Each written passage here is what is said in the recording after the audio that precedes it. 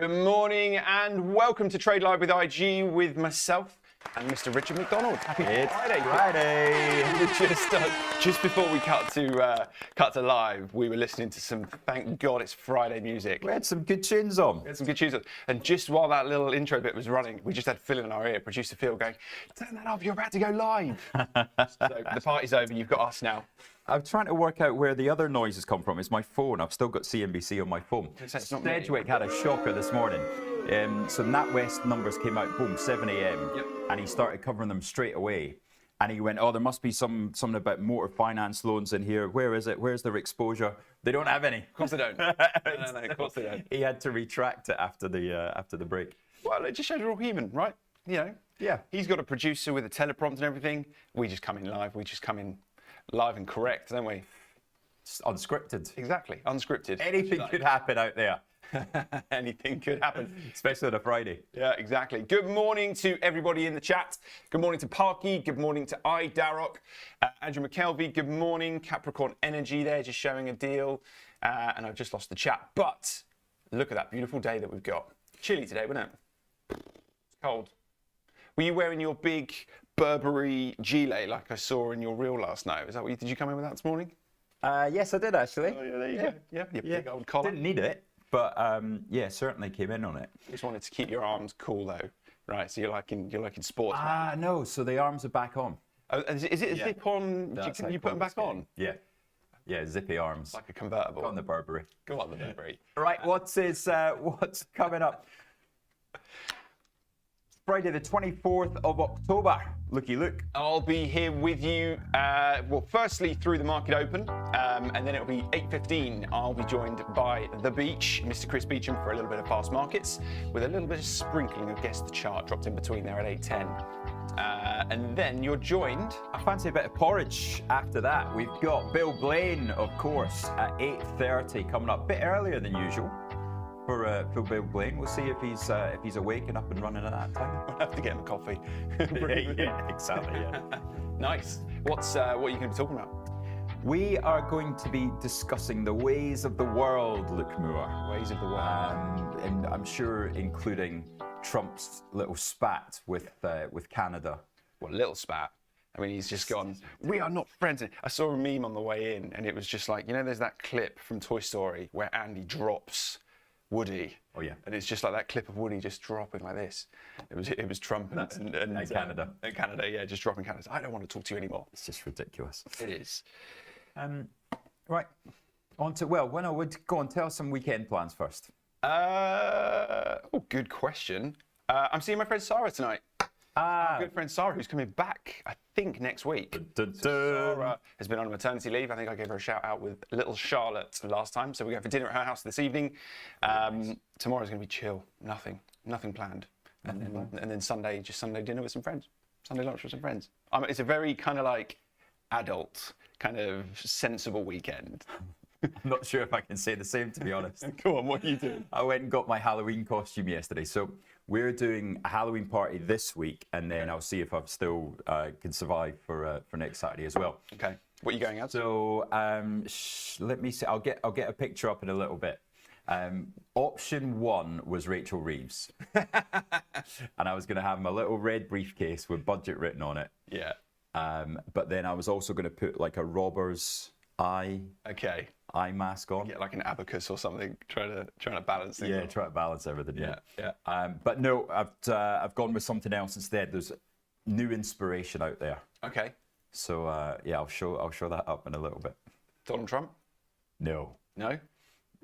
It takes a lot of work to do Trump, and I don't think the reception's very good. Okay, fair enough. Okay. Shall we go to a little bit of overnight action on that note? Let's do it. Let's do it.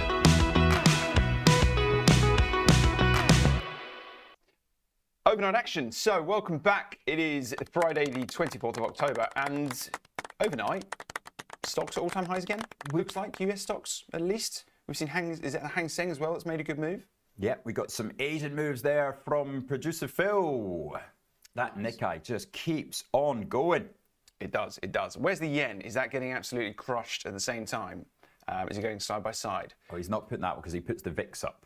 Okay, so we've got the VIX, which is overnight VIX. coming down. Yeah, look, I came back off a run yesterday, as you well know, saw that headline about kind of Trump's meeting with China, and I was like, right, got to get this out to all my clients, send a text, and yeah, we just saw that kind of move. So was that about 6 o'clock? About 6 o'clock, yeah. Yeah.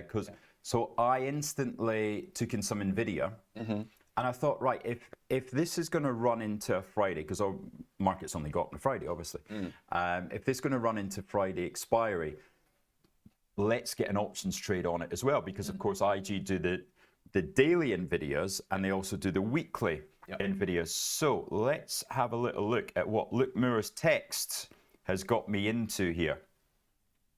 So I sold a 180 put. Right, let's see if the levels are in there as well. Yeah. I was trying to think about this. Is this a jade lizard?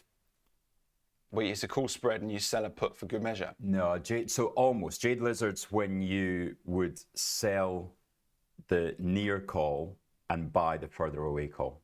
Okay, so it's a bit more time related. Because they like to sell. So it's a reverse jade lizard, perhaps. Yeah, it's like a call spread with a little bit of turbocharging on it. Yeah, call ratio, exactly. So you're selling basically one put for 59.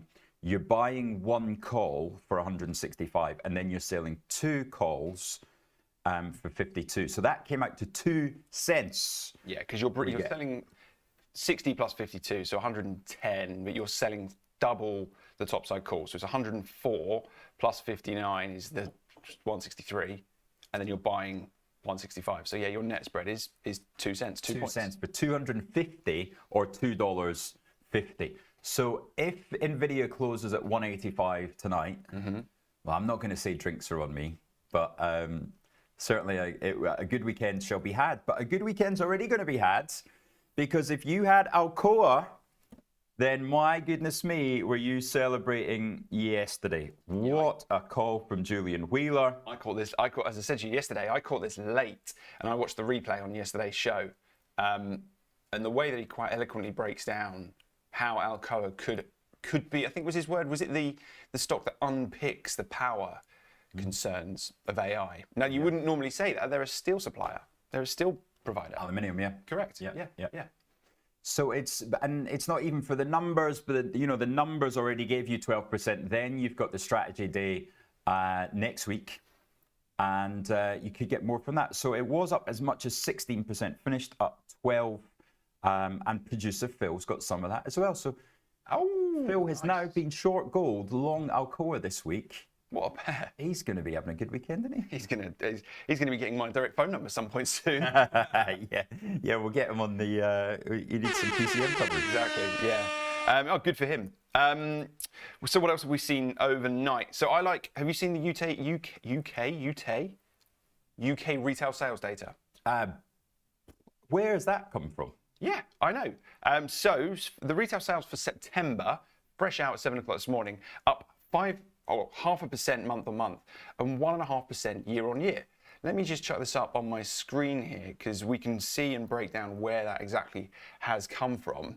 Guys, if you can chuck this on my screen here. So I've lifted this directly from the government's, the ONS website. And you can see here where the growth has come from. The only thing that's taken away growth is fuel, really. Because it's cheaper. Yeah, exactly. So, and this is probably about as good a set of data as you can imagine. What about nice aftershaves? Is that in there, Luke? Nice aftershaves? No, it's not. Where would it come under? Luke's got some great aftershave on today, and it smells like Creed, which of course we talked about earlier on in the week, costing £250 a bottle, and it was £60 a bottle. Bargain basement, right? Look, I'm not in any way an influencer, but if you do want to go and buy it, check out Horace. Well, let me get it first before it sells out. Fill your boots. I thought I'd put a little bit of Friday smells on. Anyway, retail sales looks really, really good, positive. I'm going to watch our retailers on the open. So I'm going to be watching Frasers, I'm going to be watching Dunelm, Marks and Spencer's, JD Sports, ABF, Associated British Foods, Tesco, Sainsbury's, all of those types of names I'm going to be watching upon the open. Yeah, well, food didn't really do much, did it? So food's flat. Okay, let me just... So it does look like it's textile, clothing and footwear. Okay. Non-store retailing? What would that be at the bottom there? Online. Okay, online. Well, we'll keep an eye out for them. So, Andrew McKelvey, I see you in the chat there on Deckers. We'll go across them in the, we'll have a look at Deckers in the fast markets. Shall we do NatWest? Yeah, go for it. Let's have a wee look at NatWest. Let's see if I can get Right, it. while Luke's getting that up, I'll show you what my Halloween costume is. So if you can get up my Yeah, go on screen. There it is. So this Traitors, is right? Celebrity Traitors. Fine. The one of those. So I got a paper mache mask, and then I didn't realize how dangerous spray paint is. My goodness me, I was knocking myself out. It's Larry, yeah. So that's I still need to make the big chain thing, but that will be. Can I be controversial? What, my No. outfit's crap? Can I be controversial? I think I'm the only one that doesn't like it. What, celebrity traitors or traitors? Any traitors. That's celebrity It traitors, is a isn't it? reskin version of Get Me Out of the Jungle. If you watch the episodes, the structure, celebrities do a task, celebrities have some form of voting. No, but they. It is. Well, I think it was. but it's you. not. No, it wasn't. They It do was a you. task, but then they also go in on each other and they're accusing each other and they're lying to each other. Yeah, but that's what makes it different. Nah, whatever. It's not me.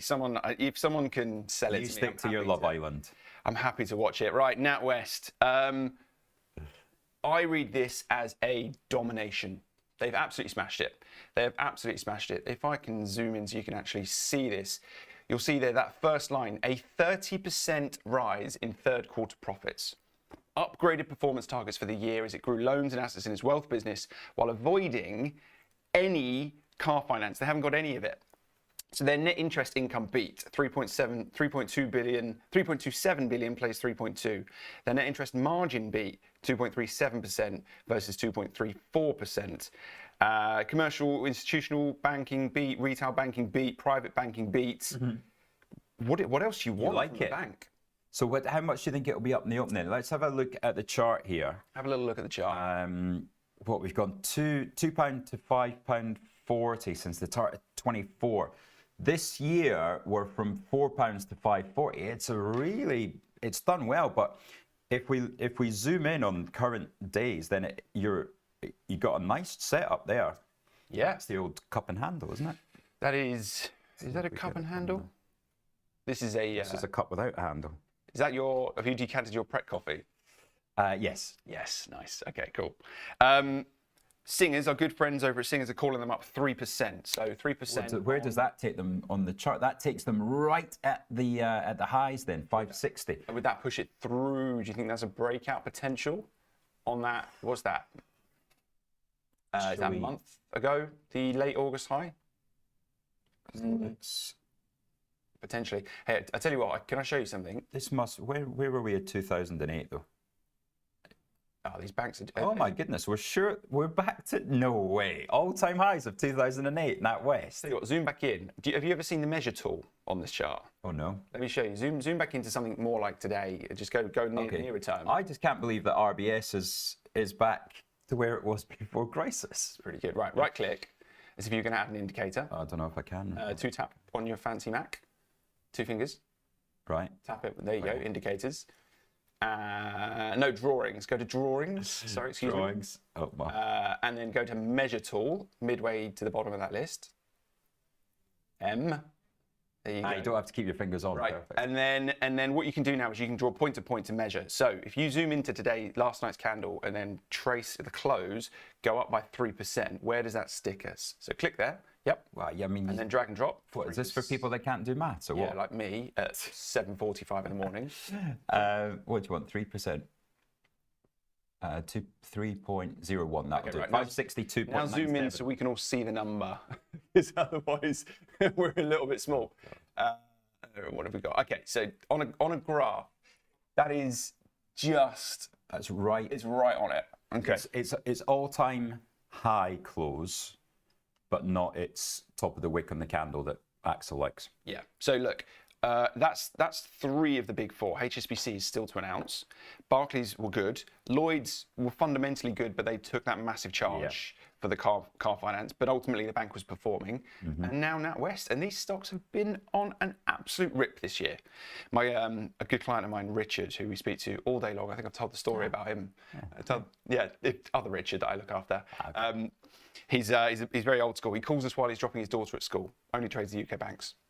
So he will be on the phone to us. I know he won't be watching because he's with his daughter this morning, but good. So what, right, are we buying them in the open or not?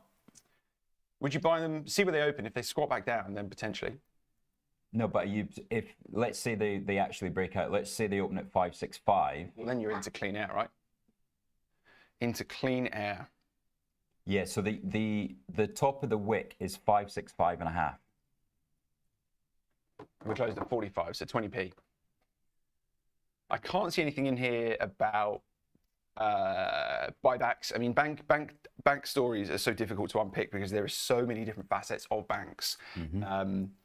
It can be pretty tricky to understand what they are. So I didn't see anything about. Here we go. We've got Numis specials or anything commentary, right? A nudge better on revenues and guidance. Capital print and RWA outperformance suggests more capacity than expected for full year distribution. Guidance is improved for 2025. Total income now expected to be 16.3. It doesn't.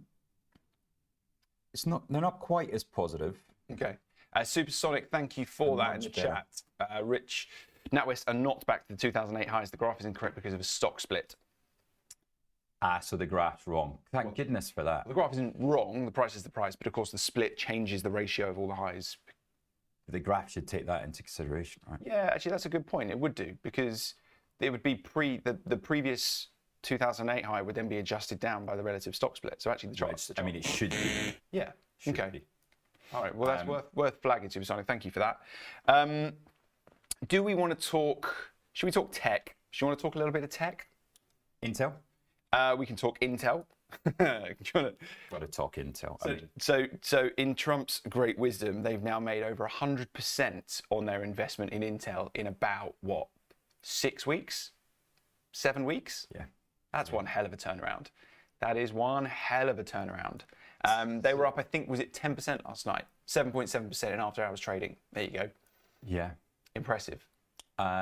So the revenue is 13.7 billion. That was up 3% year on year, beating expectations by a big way. So 13.2 was expected. So big beat there. And we saw on the call, they're saying they're making progress on the turnaround effort. And its huge bet on advanced chip manufacturing in the US is far behind them. Solid quarter demonstrated improved execution delivered by underlying growth in our core markets and a steady progress to rebuild the company. So, this one, it was such an opportunity, wasn't it? Oh, yeah, it really was. I mean, it sounds like they're doing the right things. It sounds like they're cutting out staff in the middle to try and save costs. I mean, yeah. Does this mean that the next company that Trump invests in, no matter what, you just buy it? This is exactly what's been happening over the past few days with all the quantum names. Have you seen this kind of wax on, wax off type of game they've been playing about the government is going to invest, isn't going to invest? Yeah. So the names we've been dealing and seeing a lot of flow through the platform: IonQ, QuantumScape, Rigetti, Mom Spaghetti, and there's one other that skips my mind. But there's been all these rumors around social media saying that the Trump's administration are going to take a stake in one of these companies, in all of them. They've been up 10-15% one day. They've been coming back down again 10-15%. I think at the moment they're on the upswing again on our 24-hour markets. But interestingly, I know that China overnight have said that they are going to focus on quantum. China! They're going to focus on quantum as one of their key strategic pillars going forward. And of course, we know their current strategic pillars, AI, rare earths, everything that we're critical metals, everything that they're using as leverage against the US in trade talks, they're now going to go for quantum. I had a really interesting chat yesterday after our podcast. We were recording yesterday, and there's a couple of changes worth taking note of. 4 p.m. this afternoon, the latest Art of Investing podcast episode will be out. We got a brand new investment that we haven't touched before, so tune in for that one. But afterwards, we met up with a couple of crypto guys that Poppy knows through his work at Laser Digital. Mm-hmm. So this guy studied quantum physics and computing at university. And he pointed out to me what I didn't realize. The reason of all these cyber attacks at the moment for your details is not to try and rinse your bank account at the moment, but once we make quantum, then they've got everything. Then all hell breaks loose. Yeah. So if they manage to steal these details at the moment, then they're doing it for post-Q, is it called? Right. So as soon as we have Q in the line in the sand, then they can steal everything. Oh, joyous. Great. Happy Friday, everybody. It's like, well, why don't we regulate quantum then? Yeah. Well, good luck, because I imagine they'll move a lot quicker than the governments. I mean, the only ones that, with all these names, I was having a kind of going back and forth with a client of mine yesterday. These names are all speculative. A lot of them haven't yet solved it, but they're in this bucket. None of them have solved it. Do you know the only people that have? HSBC, isn't it? Not HSBC. Definitely. HSBC, self-quantum. Yeah, there's for 1 qubit or whatever, yeah. No, it's Google, Alphabet. So Alphabet had a big study breakthrough that they announced on Wednesday. What day is it? Friday. I think on Wednesday, with their Willow chip, which isn't a chip. It's like a chandelier of glass and computing. Right. It looks incredible. Actually, do you want to see if you can grab that up? It was called Willow, and their technology specifically was called Echoes. Willow Echoes. They got a great picture with Sundar standing in front of this thing. But Alphabet just keep winning. They've got their results. I think it's next week. And if you can chuck my chart up just in the interim. Is this why they all sold off? Yes. Yeah, because they were the ones that cracked it. But Google comes again. I've been talking about them for a little while. If you're talking about a company that has the whole stack, you go from compute, you go from cloud, you go from distribution, you go to LLMs. Google continues to tick those boxes for me and are doing well for my ISA. But last night, Anthropic, we know the owner of Claude, they've ordered tens of billions of dollars worth of Google's AI chips, specifically their chips, not NVIDIA's, not AMD's, not Broadcom, not any one of that. They've gone to Google for their latest batch of chips, which is a big vote of confidence in Google there. So we've seen them move higher last night and into this morning. It's an interesting advert you're getting up there, Northern Trust. Are you clearly looking at going to your? Don't know what I'm doing there. Oh, what's going to come now? Nothing. Oh, there you go. M&A doesn't stand for monotonous and archaic. But yeah, no, I like the stack. Is that what they used to say? Yeah, that's one of the top picks. Yeah. Did you find this Willow picture? No. Okay, let me see if I can grab that on here. Alphabet Willow. There we go. The important stuff. HSBC demonstrates world's first known quantum-enabled algorithmic trading. Tick all of the buzzwords. Let's see this picture. Right. Okay, it is time for a quick couple of minutes break. Then we'll be back with the London Stock Exchange Open. Hang on a sec. Steve Davis, yeah, who's in the AI security sector? Great call. Who's going to make the money when quantum effectively steals everything from us? We will try and find out for you, because I will certainly be buying it. Yeah, but what he also pointed out was that it's the end of everything. Right. As soon as you achieve it, then your whole financial system collapses. If it's used. If it's somebody good that uses it, obviously it's like nuclear. Yeah, but it will be like every technology. It'll be used governments first, then it'll filter through to users.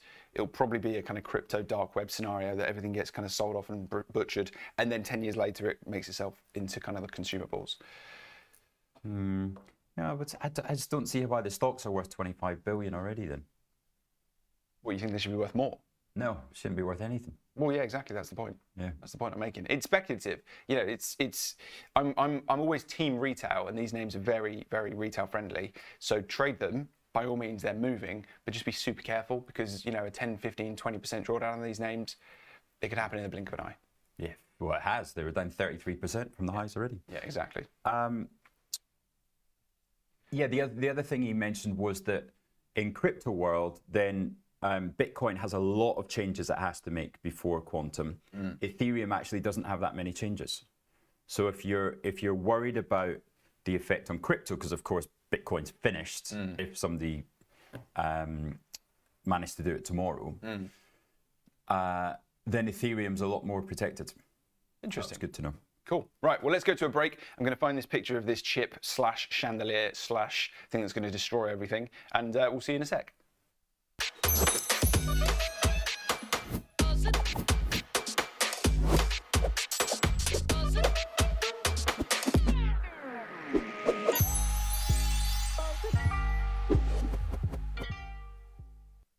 Do you like the sound of tax-free trading? Well, that's exactly what spread betting enables you to do. This tax-free way of trading lets you speculate on the price of over 17,000 financial instruments, like shares, indices, forex, and commodities, without actually owning them. With spread betting, you can benefit from both rising and falling prices, letting you find the perfect opportunity. So if you think the market's going up, you buy. If you think it's going down, then you can sell short. Not only is spread betting exempt from capital gains tax, but it's also commission-free. All you pay is the spread. With us, you're not alone. You're part of a wide community of traders that you can learn from. We've got the experts, the tools, and extensive educational resources to help you on your journey. If you're not quite ready to trade with real money, you can always give it a go on a demo account. Open an account today, join the conversation, and be inspired to make moves.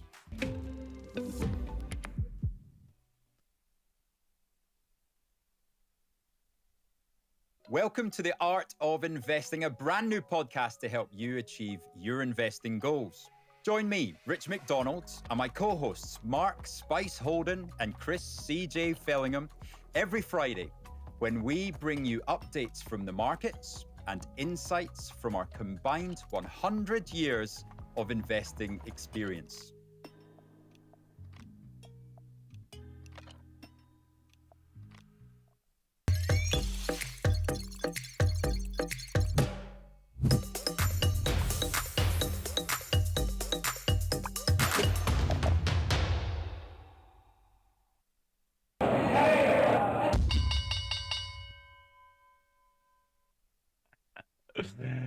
I thought we were going to go to a video.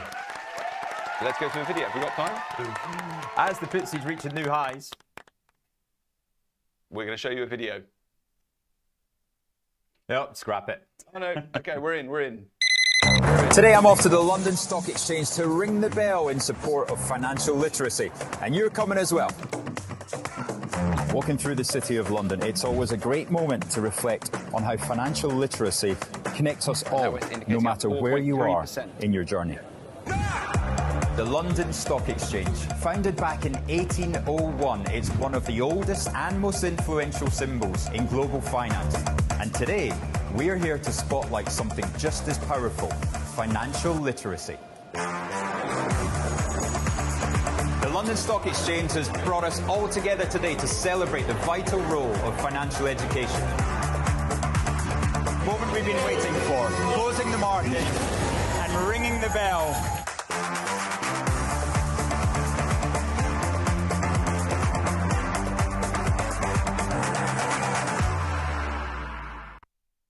Right, so the competition of the day at the end there, that was, of course, the day in the life of myself at London Stock Exchange when we were ringing the closing bell for financial literacy.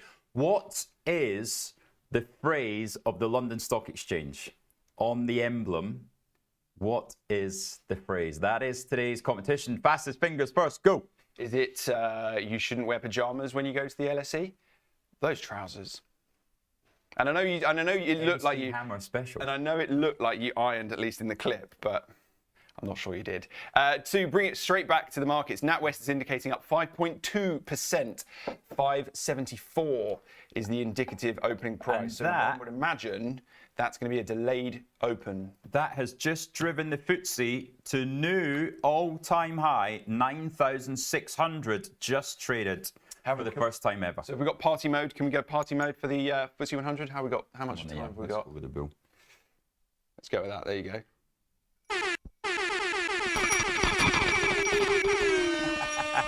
Yes, we got that Friday feeling because we were at new all-time highs. We got NatWest about to break out, and oh my goodness, that beautiful thing that is Whitbread now up 10% on the week since we called it out on Monday. Lovely. Rolls-Royce had a little bit of a weaker session yesterday. That's up 0.9, and WH Smith up 4%. They are having a rebound. Andrew McKelvey, you've still got those. Kingfisher and Travis Perkins both doing well, and JD Sports that you mentioned earlier on. Wow. WH Smith having a real move. Is that on news or is that just on retail sales? Because I'm pretty sure all they do is sell stuff in train stations these days. And airports. Expensive stuff as well. Expensive stuff, yeah, exactly. Their prices alone could put retail sales up 0.5%. Yeah, exactly, yeah.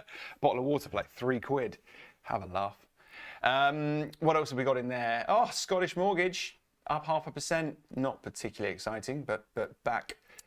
I last topped up at £11 in the ISA. Happy days. Neil Brewster wins on London Stock Exchange. My word is my bond. My word is my bond in Latin. Nice. Is London Stock Exchange, and always has been since it first opened in 1801. Very good.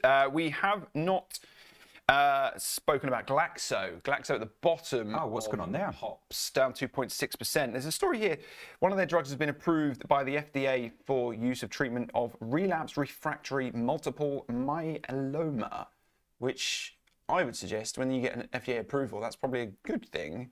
Must be some warnings. Must be something in there as well. I will take a little look at that. I'm also keeping half an eye on that NatWest price. Has it moved the rest of the banks? Barclays, no, completely flat, still trading 386. Lloyd's, completely flat. Yeah, I guess we've already had numbers from them. And HSBC up 0.5%. So HSBC is joining in the party there, just a shade below £10. Right, Rio's dropping back 52.90. There was some interesting news on them yesterday with the equity swap with Chinalco being talked about. People familiar with the story. So watch for that. That would be an interesting one. Then you've got Diageo 18.20, Bats 38.50. But yeah, definitely, well, as GSK goes down through £16, I think the upside is a bit more interesting today. But not too many shares driving this. What's going on in Europa? Right, let's go over to the big movers in Europe. Look, take us through them. So Eni up there, 2.18%. Then ASML, you know, that absolute behemoth that is ASML in the chip and in the AI semiconductor world. There's a fantastic video going around actually about the TSMC factory in Arizona. Did you see that? No. So they're building this huge chip factory in Arizona, using, obviously a big part of what they have is the ASL machinery in this factory. Right. And this thing, it reminded me of, cast your mind back to when you were a child, or to in your eyes when you were probably a young adult. When you were a young adult, Monsters Inc. You know, there's that scene with the doors, and Sully and Mike go through a door in the machine, and it's just all these hundreds of doors on rails moving around. It's exactly what it looks like in this TSMC video. There's just boxes of wafers kind of zinging around rails on the ceiling and going into machinery and bizzing back up. It's quite incredible. But yeah, the ASML machines in there shine through. So talking about costumes and Halloween, one of my first ever jobs as an athlete, you didn't get paid much by the lottery, UK Athletics. So you had to go out and do PR jobs. Oh yeah. And one of my PR jobs was to dress up as Sully to promote Monsters Inc. release in Sainsbury's because it had just come out on DVD. Oh, brilliant. And so I walked around as the Blue Monster for the whole day. It was brilliant fun. That's awesome. What have we got there? We've got Porsche up 0.6, Rheinmetall up 1.2. There's not really anything specific there. Stellantis, I suppose, are following Porsche. Quite more, isn't it? Shall we see the losers? Gucci. Well, I imagine that's profit taking. They've had a fantastic run off the back of their results earlier in the week. LVMH going down a little bit. Peugeot. Okay, so Peugeot's not being preferred as opposed to the Stellantis and Porsche. They're down 0.4%. L'Oreal did a deal with Kering actually earlier in the week, some form of partnership. And then profit warrant. Excellent. Well, that was for the Creed Aventus. That's probably because everyone's buying Your one instead. instead, yeah. Right, let's see. Have we got NatWest open yet? No, not yet. Indicating 580, up 6.3%. Must just be about to open right this second. Let's see where it's going to go. There you go. Opened at 580 on the nose, 5.6% higher. 10 seconds. Right, there we go. Wow. 81.82. A little bit more than we thought, right? Yeah, Only by 15 pence. So that seems punchy to me. I wouldn't be surprised if that was the high of the day. I've just sent a quick message to my guy saying NatWest is open. Get my guy on the phone. There we go. NatWest. Already 77 to 78. Yeah, that 82 just seems a little bit, sounds like somebody was getting stopped out there. Someone that was short. 74, 75. I mean, they opened at the wrong price there, so I hope you guys weren't involved in that from the long side, or took profit if you had them into numbers. So Happy days. right, NatWest, but it is breaking out. That's the important thing. So 75, 76. Well, has that taken anything else higher? Not in the banking space, but we are seeing, Travis Perkins and Kingfisher, two of the big winners on the back of those retail sales, as are WH Smith. Shall we take a look at FX? Well, we were asked. How was Capricorn Energy? That was given a shout out earlier in the chat. Capricorn. Let me just have a look where they are. Capricorn. Well, yeah, that'll take us well onto oil. Wow, up 14% to 13.5. Right. So they've received $50 million from EGPC. EGPC, do you know who they are? Egyptian Petroleum Company. Yeah, potentially. I don't know. I've got to admit, I don't know much about Capricorn. If the chat can let us know what the story is there, but they've won $50 million from them and have confirmed their full-year production guidance. The Egyptian General Petroleum Corporation. Thank you very much, producer. Not a bad guess. Right, we've got silver down 1.2%. You got Brent crude at $65 on the nose. Copper up and away, $5.17 a pound. So copper has had a big recovery this week. That has been a nice one to hold. Look, can you take us through there where gold's trading in WTI, please? Is this your? I'm going to say this is. There's a problem with the system to log in to actually change this. Wait, we've lost the password. No, we haven't quite lost the password, but it just doesn't load. I'll give him another kick. Your FTSE 100 list, though, that is a list that you've created. Yeah, no, there's no problem with that. Last time I was on, you told me that we needed to move something out of it. We've got a stock that's not in the FTSE 100 in the FTSE 100 list, but that's Angeline's. What, it's Angeline's list? Oh, because it's a list you've manually made. It's something that we don't pre-populate, so you need to remove it. So, the platform doesn't have a FTSE 100 list, so you've created a watch list. And Angeline, somebody was mourning that it's not in her. Yeah, it's still you can blame your tools all you like, but. So sorry, can you tell me where Eurodollar is on that then? Please? Yeah, same thing. For those on going to get it fixed. For those on a spread bet platform, we'll be able to see it. It is just on CFDs. Look, a point on the oil. I think what's really interesting when you start to think about what Trump did yesterday, when you look at sanctioning Rosneft and Lukoil over in the over with Russia, big move in oil, the impact on that we're already starting to see. So oil has been on a massive rip. It's now pulling back a little bit, but we are already starting to see headlines that India, who I think are the main target of these sanctions. So Trump's trying to get a deal done with India, and India are the biggest buyer of Russian oil at the moment. So I think by sanctioning those two companies, it cuts off the supply to India, and you're already seeing that early data suggest that they've stopped importing completely because they can't avoid to get into trouble with everyone else over here. That, I think, brings India to the table. I was half expecting last night when there was that. I think they agreed to on Wednesday, didn't they? Have they? What did they agree to?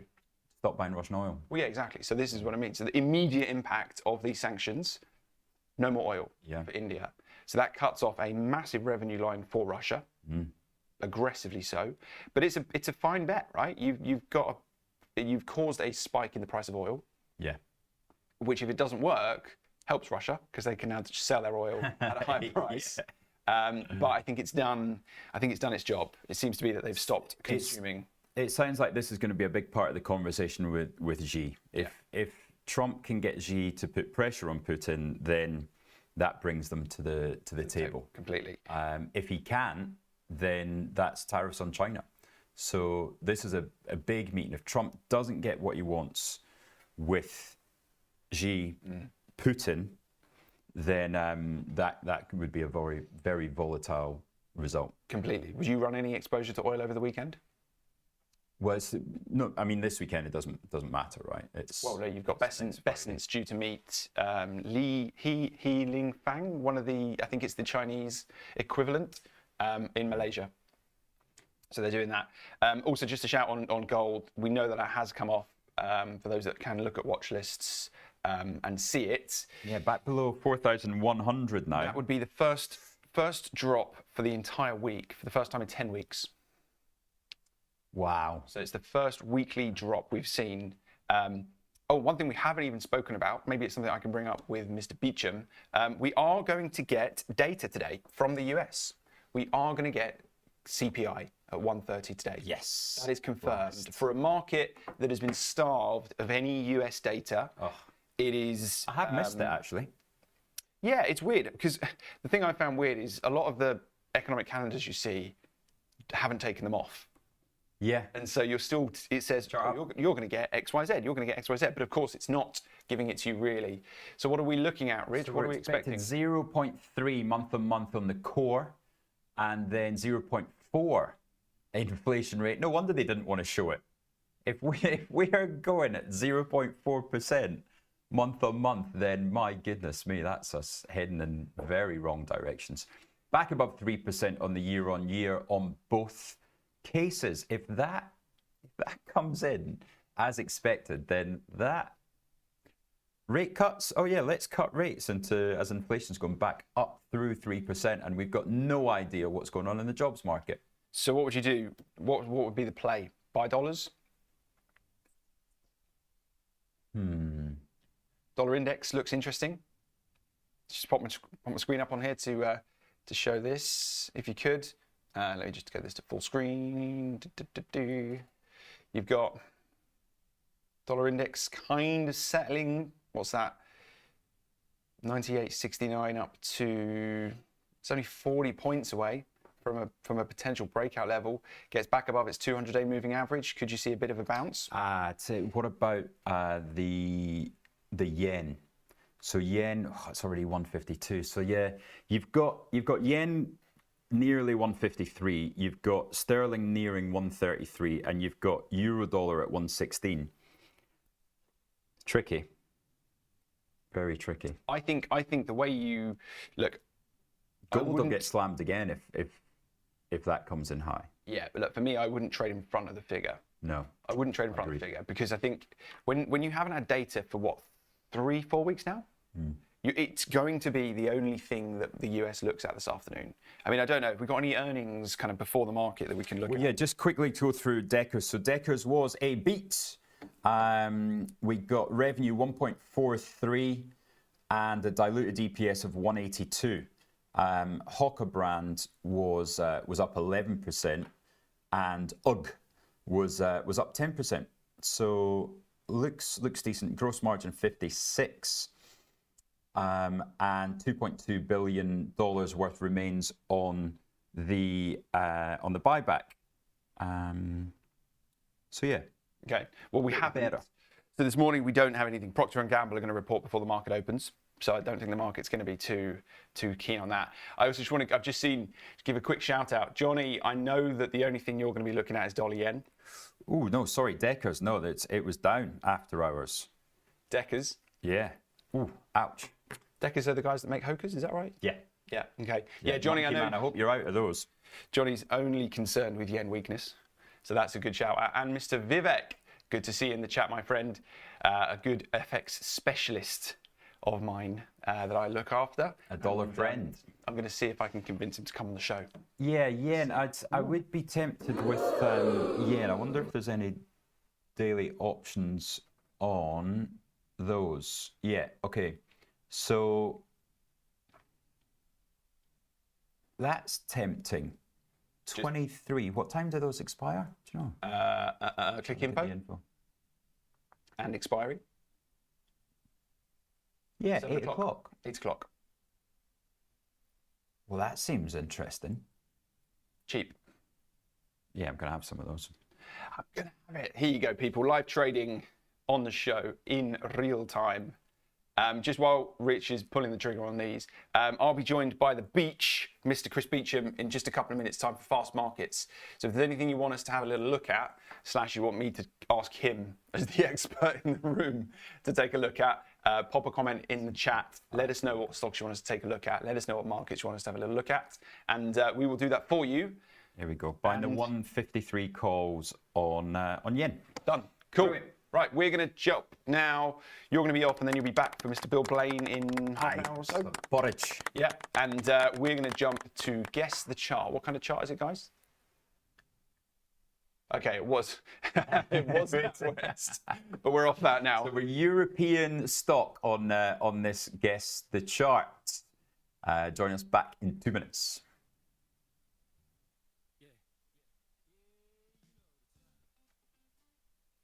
Yeah, yeah, yeah, you know the time. Yeah, yeah, yeah, yeah, ooh, yeah.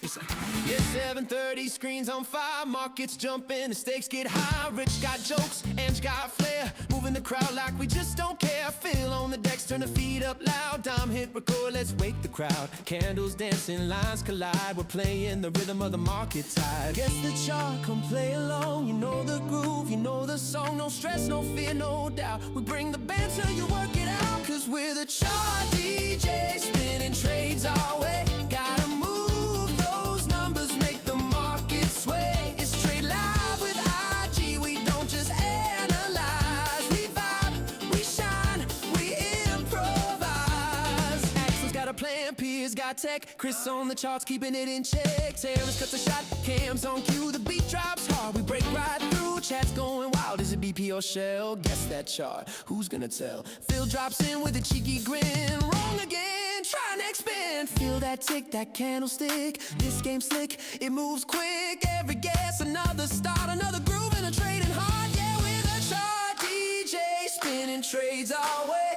Raise that graph up higher, make the numbers play. It's Trade Live with IG, where the markets breathe. We laugh, we learn, and never leave it. Turn it up, I said, turn it up. You can chart the highs, you can time the lows, but the vibe, my friend, that's the bit that grows. Where the chart DJs moving day by day. Trade Live with IG, gonna make you sway. We're not preaching, we're just playing. This ain't advice, we're just saying we're the chart DJs. And we live today. Yeah. It's not financial advice. Yeah, yeah, yeah, yeah, yeah, yeah, yeah, yeah.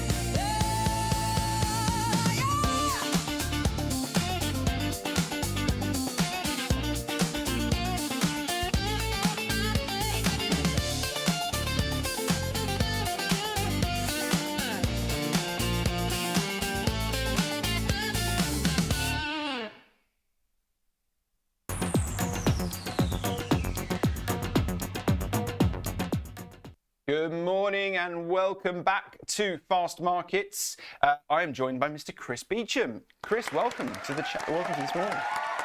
Good morning, morning. How are you? Good. I was just saying off air, this is the first time that I've been in the studio where I'm all by myself. And this is the first one I've done All by virtually. yourself? Yeah, literally. If only there was a song about that, but there we go. To hark back to Step Brothers, we now have so much room for activities in here. Like there is so much space, and especially when you're on your own, there is, a little bit more to do. Oh, yes, definitely quite down. right. What was the chart, Chris? Did you have any guesses?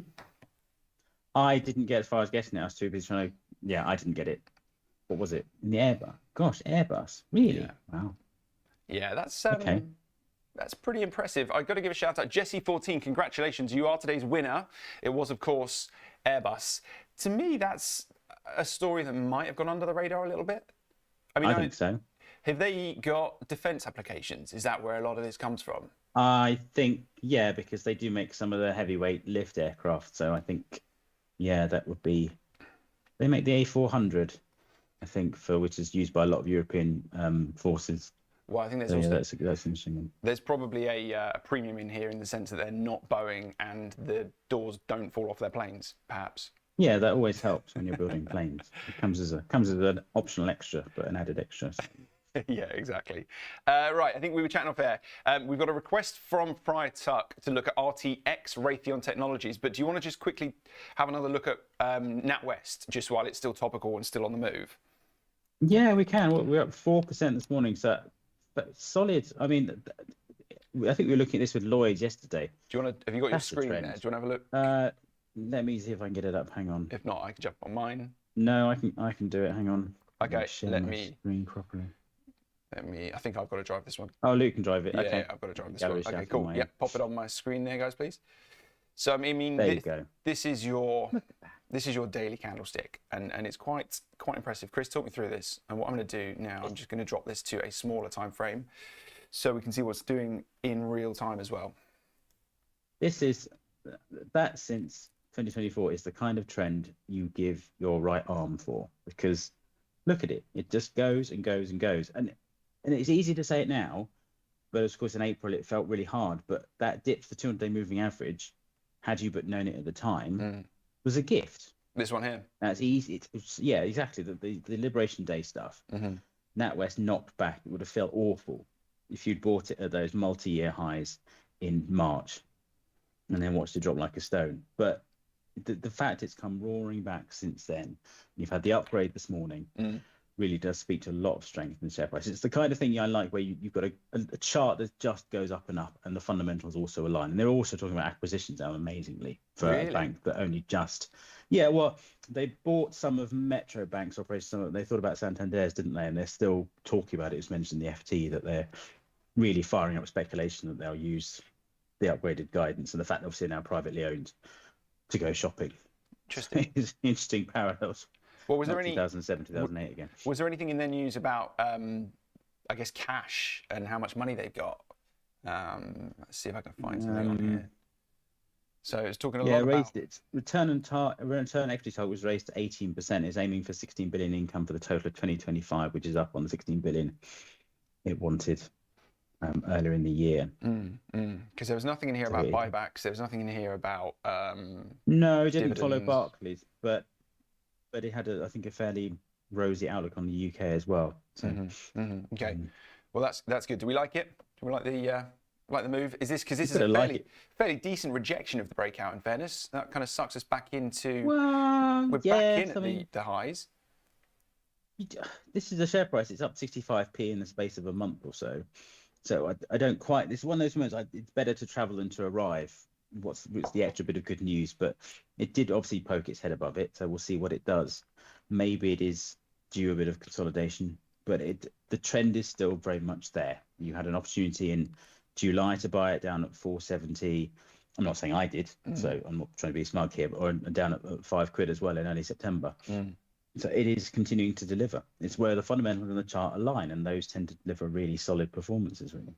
Good. And you mentioned an upgrade there. Have you seen some re-ratings? Oh, looks like our tip ranks data isn't feeding through. Have you seen any upgrades on this morning? I didn't see any broker upgrades this morning on that one. No, there was quite a sparse field for broker upgrades this morning, but definitely you wouldn't be surprised to see a few coming through for UK banks next week, I should think. Okay, cool. Right, well, let's have a look at Raytheon as requested in the chat. And guys, if there's anything else you want, we're still going to be here for another 6 to 7 minutes. Have a little look at Raytheon. So again, we've got the daily candlestick here at the top. Now, Raytheon are, from memory, defense, Chris? Yeah. Yeah, well, RTX as they are now, and they were Raytheon. Well, Yeah. that minute So looks another, I disgusting. forget what do they make. Well, I'm driving the charts. If you should want to know. chuck that onto the Goog, we can find out. Yeah. But yeah, I mean, look, they make, of course, Tomahawks. They make Tomahawks, so there you go. It's in the news. Tomahawk They make the cruise missiles. Yeah. Well, there was that story earlier in the week that which I found was quite funny. I think it might have been last week during Trump's conversation with Putin. Did you catch that line? One of the pressers asked him afterwards, did you mention the Tomahawk missiles that you're potentially selling to Ukraine? How did Putin take that? And he hands the mic back to Trump and he goes, how did you think he took it? He obviously didn't like the idea of it. It's not reckoning the idea at all. No. It's a stupid question. I mean, again, look, this is just another one of those stocks that is just on a complete rip. Interestingly, and I've not looked at the Rheinmetalls and some of the other defence names, I think they've pulled back a little bit from memory, but this is just continuing to rip. Now, I have seen this morning there was a story that some Russian jets have been intercepted over Lithuania. So yeah, over yesterday. Was that yesterday? Okay. And do you know what kind of time that was? Yeah, there were more incursions. Yesterday afternoon it was. I think I saw the reference to it. They were already briefly in the airspace. Yeah, but okay, it's fine. So these guys haven't moved. They didn't move all of yesterday. So that's either not in the price or not important. Yeah, well, you had weakness in Rolls-Royce. It's down 5% since the end of September. Obviously off the back of one of the most manic moves I've seen in years, certainly for a FTSE 100 stock.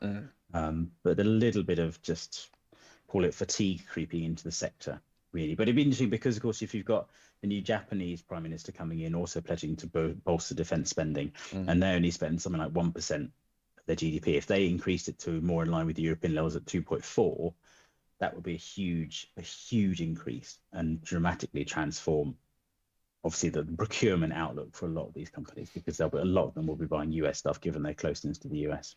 So do we like Raytheon up here? All-time highs, it looks like?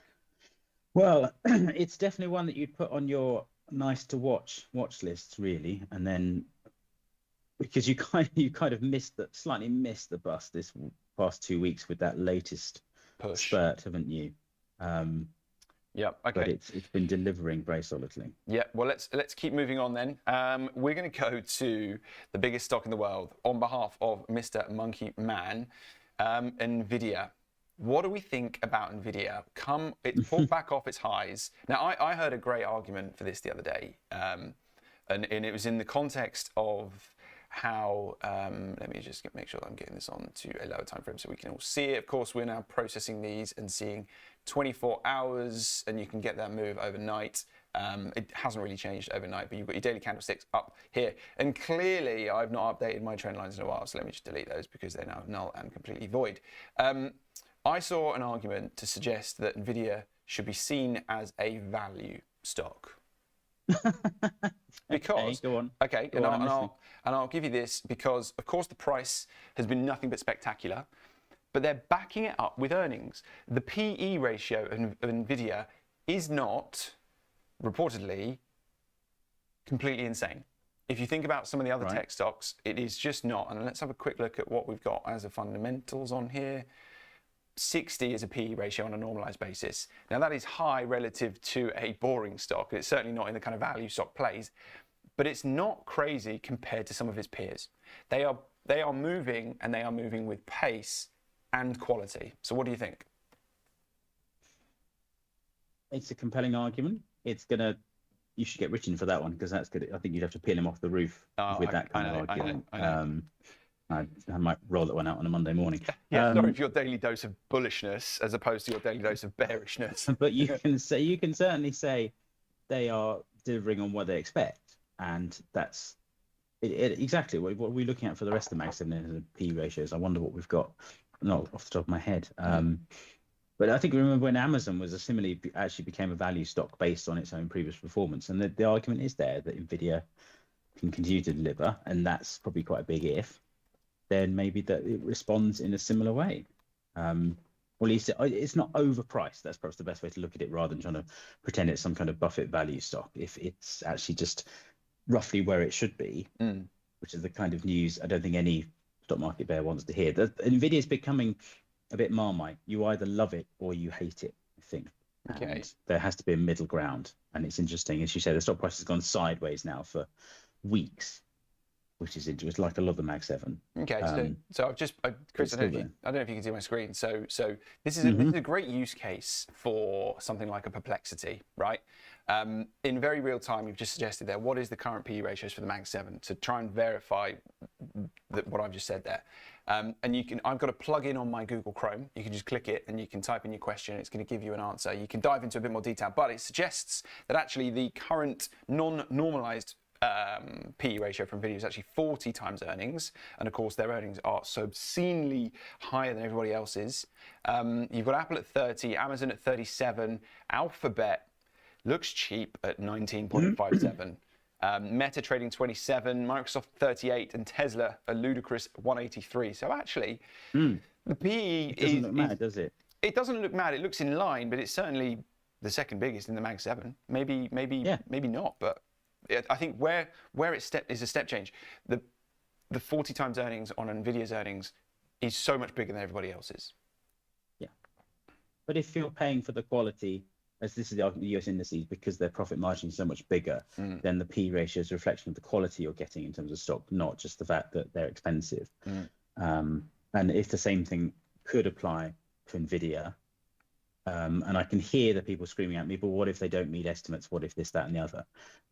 But if the logic is there, then maybe this stock has another strong performance. The one thing I would look at is this time last year, of course, it was poised to begin 6 months of losses that took it down to a third of where we are now or so. Yeah, and not quite a third. So the sort of seasonality for once, maybe looking at that 1 year isn't on our side, but we'll see how that pans out. Okay, well, let's have a little look at, I think we've got time for just one more. Poet. So Neil has asked to take a look at Poet. Poet Technologies, is this the right stock? Okay.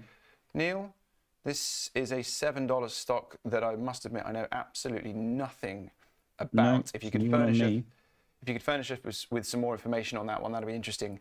I mean, it looks like a fairly volatile small cap that's blown off its highs. Yeah. Okay. Looking at the description, poised to benefit from the AI data center boom with its unique optical interposer technology, whatever that is, but it's got the keyword there, AI. And data centers. So sprinkle the fairy dust, as you and I were doing yesterday. Sprinkle that fairy dust over the stock, and there you go. Yeah, okay. Look at that move. I don't see a huge amount there. Let's see if we get anything on the tip ranks for a small cap. Bang neutral. So our data providers there, tip ranks, are saying that some hedge funds have sold shares recently, only 30,000 shares at $7, so not really a huge amount. However, insiders are also selling shares. So very much people that have been invested, I would imagine, for a very long time are coming out of it as a result of that recent price move. So we'll take a look at that. Have we got any time for one more? Or is that us? Is that time? That's time. Okay. Well, the other thing I just quickly mention there, because I see we've had a question about Persimmon as well. Of course, we've got the budget coming up recently in a couple of weeks, and there were headlines which has caused this recent move to say that that the government are going to be taking steps to support home building. It was referenced specifically in London. But that it came out Wednesday, quite close to the close, and it set all of these guys off in motion. So your Barratts, your Persimmons, and the other home builders as well. So, Chris, technically, what do you think? Breaking above its 200-day moving average as a result of that news? Is this time for a turning? Much needed good news for the house after yesterday's CPI as well. It really looks like there's some hope of a turnaround, but there's a hell of a long way to go before you get back to anything like where you were in 2021. It's grim for the housing sector. So you've got to be a bit cautious. I mean, what's it trading at in terms of valuation? PSN, what's the Persimmon?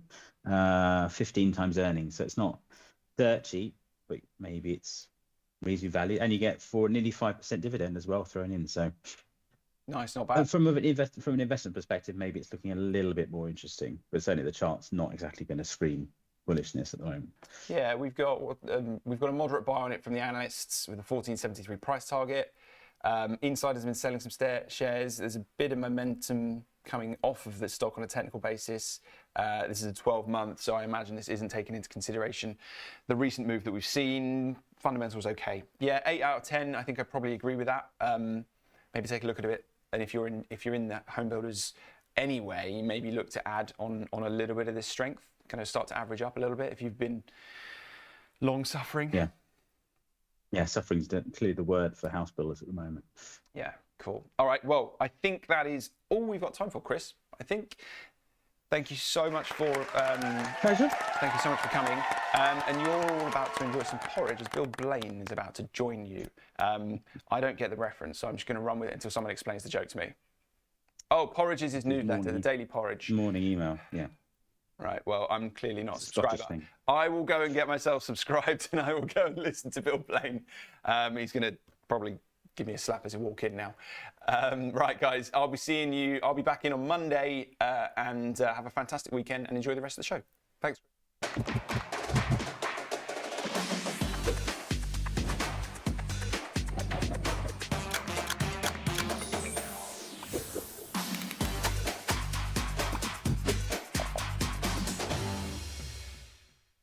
If you're looking for flexible ways to trade financial markets, whether you're experienced or new to trading, you've come to the right place. CFDs let you speculate on the price of financial instruments like shares, indices, forex, and commodities without actually owning them. You can benefit from both rising and falling prices across 17,000 markets, letting you find the perfect opportunity. So if you think the market's going up, you buy. If you think it's going to go down, you sell. When trading CFDs, you're trading on leverage. Now, leverage lets you trade bigger positions with less money up front. So this increases your profits on your trades, but also remember your losses are also amplified. So be sure to manage your risk. With us, you're not alone. You're part of a wide community of traders that you can learn from.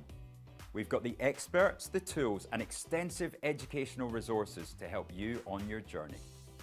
If you're not quite ready to trade CFDs with real money, you can always give it a go on a demo account. Open an account today, join the conversation, and be inspired to make moves.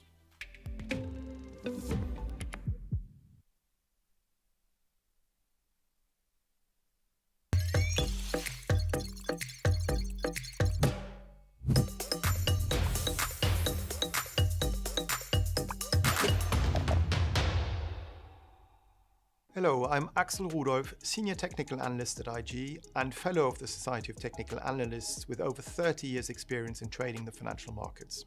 I've been following cryptocurrencies from the very beginning, and with IG's new crypto offering, I can finally share my technical analysis expertise on crypto with you.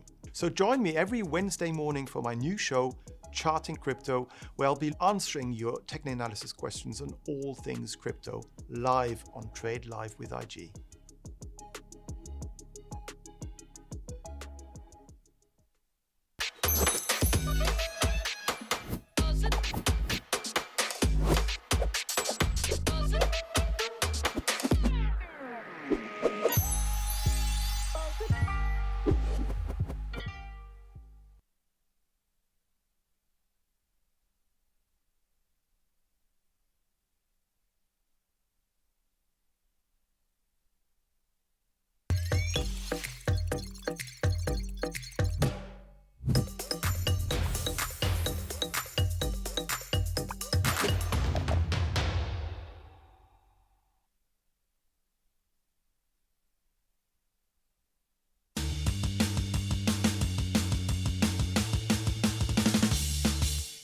Welcome to the morning porridge with the two dour Scots. Good morning, Mr. Blaine, how are you?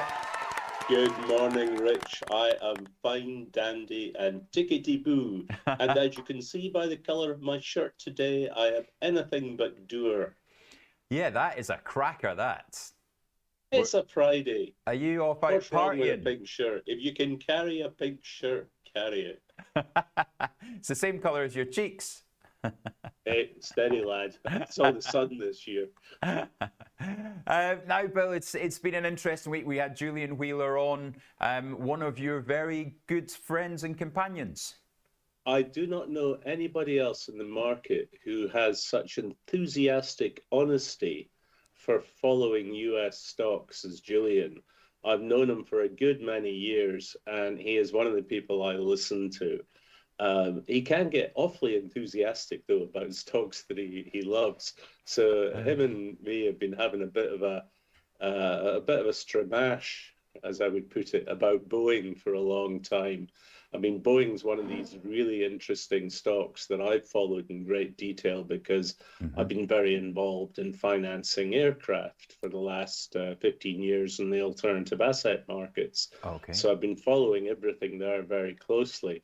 But I am really now beginning to think that the long-term prospects for Boeing are looking, to me, untenable, because we are seeing a world which I reckon is going to move to a very America first centric Monroe Doctrine version of America, Okay. which is what I think is going on, that Donald Trump has recognized that the world is changing and he wants America to have control over the Americas, which is why he's so keen on things like getting Denmark on board, why he's picked another trade fight with Canada yesterday. We can talk about that in some detail as well.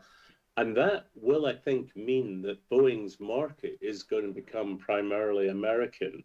Now, that is a big aviation market, but it's not as big as where the markets are really growing, which is Southeast Asia and China. And I suspect what I'm watching there with Airbus, yep, there you go, the Airbus story there. Airbus is going to be the dominant player there because the Chinese are effectively pulling back their own efforts with a company called Comac. Anyway, Julian and I have had arguments many times about where Boeing is going. Right. But it's still a fascinating one to watch. What else do we have this morning to worry about? Bill, I tell you though, he smashed Alcoa this week. So his one pick of the week was Alcoa, not necessarily into numbers, but they're up 12% on the back of numbers. But he thinks it's the latest AI play because those the plants, the aluminium plants that they've decommissioned, have got huge energy sources and energy agreements going into them. So you just build a data center next to it, and then you become a utility. The whole point about aluminium is it's a great way of exporting energy. And the story that I love to quote there is Iceland. Back in the 1960s, the Icelandics realized that they had all this geothermal power. And so they built massive power stations and aluminium smelters. And what they did was they got bauxite in, and from that, they refined it into aluminium, which they exported. In those days, that was the only way to export Iceland's energy. Excess energy. Yeah. And that is exactly the game that Julian has correctly recognized, that where you create massive amounts of electrical energy, which you need to make aluminium, you also have power to make data centers. But here's the other side of that trade. I mentioned already that I think that the future is going to be America for America. It's going to be America first. It's going to be a form of economic, what's the word, autarky, where they try and internalize their economy. Now, the US economy is already pretty internalized. It's not as reliant as other nations are on external trade. And part of that will be bringing back its manufacturing capability. But here's where it gets really interesting. America is already short on power. Trump has made the play that he's going for fossil, drill, baby, drill. Yeah. But the Chinese have realized that you need fossil power and you need renewable energy. So they have got an economy that is going to continue expanding because they have loads and loads of energy. That's the future. America has now put itself down the fossil route, and they have disinvested out of alternatives. And we are seeing energy at a premium, as the Alcoa story recognizes. So I am slightly concerned that in a future world, one of the big problems for America will remain energy. But it is a fascinating observation. And as always, Julian Wheeler was the first person spotted. It's interesting, if we're talking about energy and the US, we've got to talk about oil this week. And it was looking really interesting down at $57 WTI. You felt like you were maybe protected because, of course, the break even of the Permian Basin's at 61. So yeah, if you push energy prices too low, that is a real disaster for MAGA Trump politics. But there are more things going on in the world than just the Permian Basin, as you correctly point out. And I'll give you extra points for gratuitous use of Permian Basin as well. But the key thing that's going on in the oil just now is what is the role of oil in the new emerging global economy? And you've got to look there at all the various parts, all the stories that India is going to stop using Russian oil. To me, that sounds like a bit of a trade play, trade with the US play. But you've also got the fact that one of the key players in global investment just now, of course, is the Middle East. And there's lots of little games going on in the Middle East between all the various powers. But the key one is Saudi. And you got to watch the price of oil and relate that to what's likely to happen with the Saudi and other Middle East economies and what future role they're going to play as we see this new global economy evolve.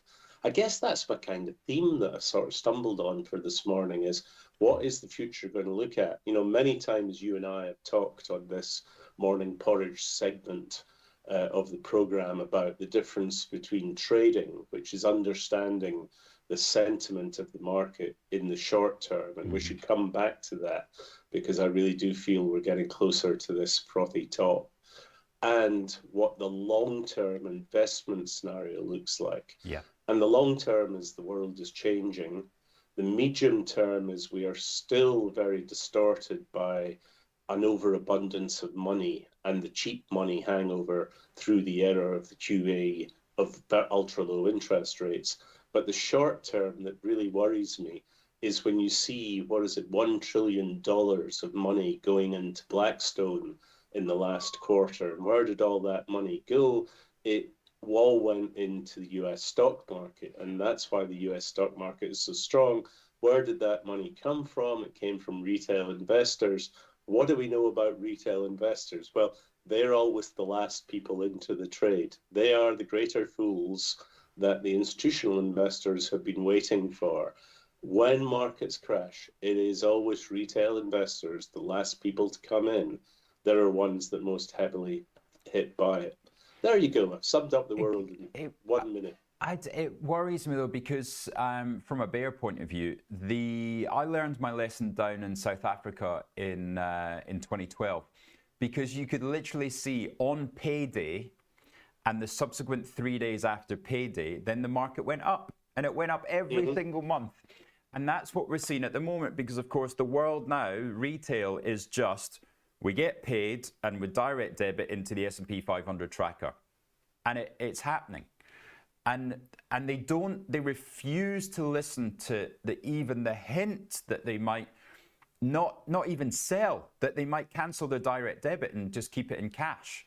They've got to buy the S&P 500 because people have promised them now that will make them millionaires as pensioners. How do you get that attitude change? There's a couple of things that are likely to change that attitude. The first thing is we're actually talking about quite a small part of the overall population that has that money left on payday to invest in their pension funds. And yeah, sure, if you are in one of the fortunate few that's got a decent job, which probably means you're kind of middle-aged and getting on a bit because there just are not the openings for young people anymore. Yeah, you're investing in the stock market and you're feeling, this is great. I'm getting a share of all this upward side of the value of the markets. And that's going to make me as powerful as the billionaires and the millionaires. And yeah, but the rest of the economy, the ones who don't have the money, they're the guys who are voting for Trump in America, Nigel Farage in Britain, and Alternative for Deutschland in Germany, because that's the populist trade. These are the people who are left behind by widening inequality. And these are the guys who are going to vote in governments which promise much but will deliver even less. So there's one long-term source of instability that's coming up in the front. The second issue is that what will inevitably happen is when the markets crash, or I suspect just stage a correction. The effect on confidence, where you've already got a large slice of the economy which feels it cannot participate because they aren't making that kind of wealth that the stock market has generated. And you suddenly see the retail that were thinking they were getting rich on rising house prices and rising stock markets. They're the ones that say, oh my God, it's all gone terribly wrong. I'm going to have to scale back. And that's when you go into a recession, just at a time when we've got all these inflationary threats as global supply chains continue to get roiled by things like tariffs. I don't want to paint a picture of absolute gloom and despair, but that's what I think we're coming up to in the medium term. But in the long term, always remember that you get lots of changes going on in the world, and stock markets historically have gone up and up and up in line with rising global wealth, prosperity, and all that. It's just that if you then overlay on that wonderful parabolic curve of growth all the problems that go with it, including conflicts. Now, I think we do have to look back and say America has done a superb job for the last 100-odd years as global hegemon. We have seen for 80 years effectively real global peace. Yes, I know we've had a number of wars in that time, but there've been nothing like the global wars that we saw up till 1945. It's been a really successful time of global prosperity. But now, as always happens, empires come to the end of their phase. And it usually happens every 100, 120 years, which coincides with what we call two Kondratiyev cycles, 60-year cycles. So we call it the K2 cycle. And it's happening now. The big question that's generating instability is who or what replaces America? Now, everyone kind of assumes it's going to be China, but not necessarily, because China's already, oh yes, my favorite page. China's already got a demographic and an economic problem. I think we're going to see a lot of instability, and it's going to last 10 years. And then, of course, you have this marvelous chart. Now, when I called this up a couple of days ago, I'm sure that 38 headline figure was only 37. I agree. Well, there you go. We hit 38 yesterday. 38 trillion of national debt in the States.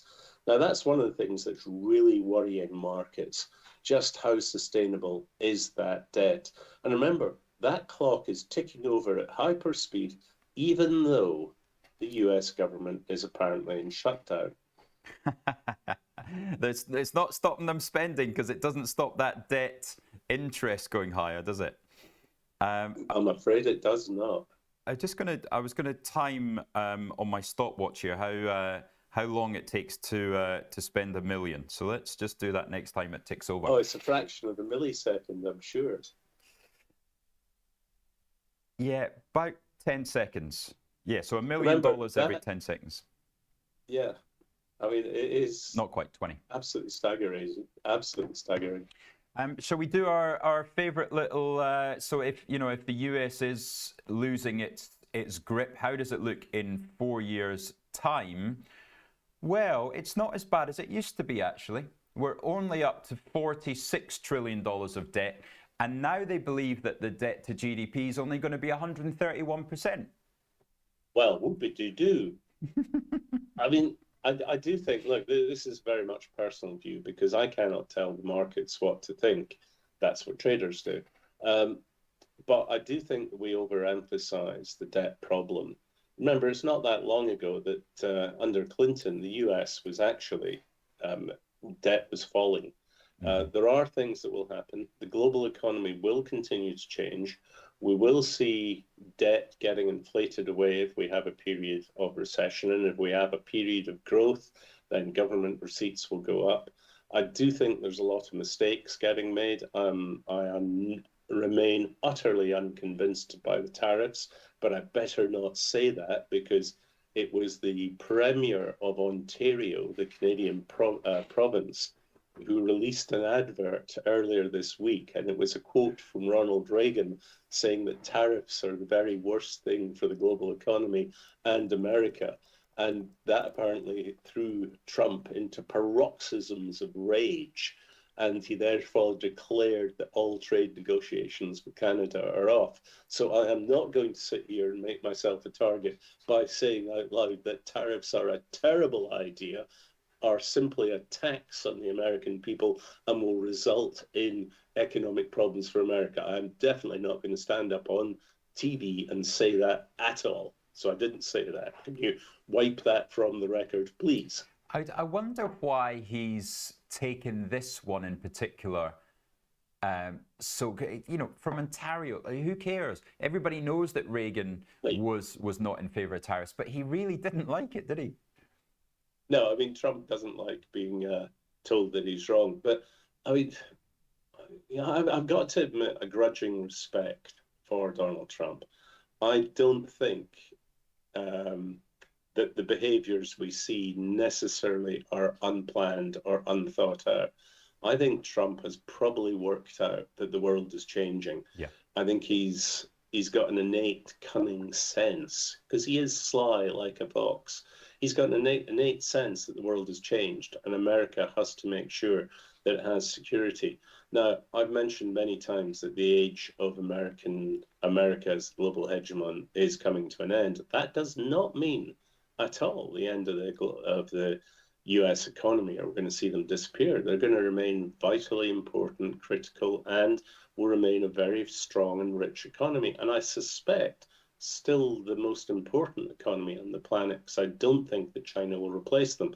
But I do think that what Trump is doing is trying to make sure that America is the center of the American hemisphere.